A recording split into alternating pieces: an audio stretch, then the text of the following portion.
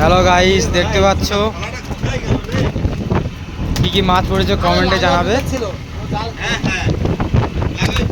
দেখতে পাচ্ছ কমপ্লিট।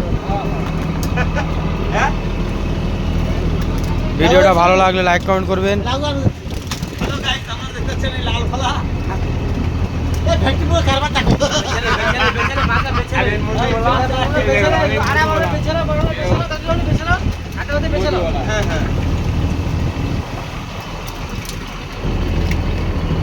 आगे 70 के दूर